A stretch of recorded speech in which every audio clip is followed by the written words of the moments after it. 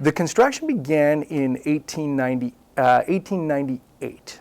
Originally, the building was located just down the street at the corner of Nina and Pacific. Nina, of course, became Sherbrooke Street over time, and what they did was they built what was called the Bardal block, which was going to be all incorporated with A.S. Bardal's vision of modern funeral service. So originally it was a very small building, and then he built an actual block with living quarters and a stable and all the operations, a wood shop, everything you would need to make a funeral home work 125 years ago.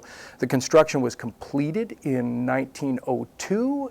The building was wired for electricity, but it hadn't reached the outskirts of the city yet.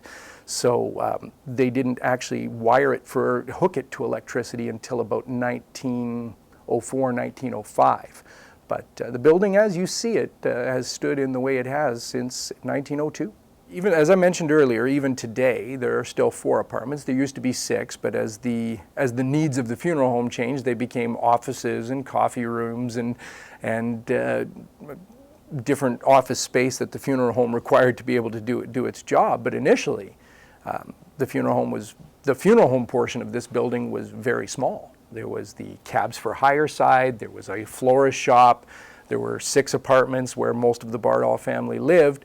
And yeah, because as telephones became an invention, we didn't ever want to miss the opportunity to help a family. So when I moved, I actually lived in one of the apartments when I first got married, and I noticed there was a phone jack in every single room of the house, the kitchen, the bathroom, the 2 bedrooms, the little office, everywhere you could. So you never really had more than 10 steps from a phone because that was the only way people could have reached us back then, and the Bardal family took funeral service very seriously, and I thought that remarkable when I moved in. I sometimes get ribbed about the fact that, well, it was very smart of A.S. Bardal to build the funeral home across from the Health Science Center, but in truth and in fairness, we were here first.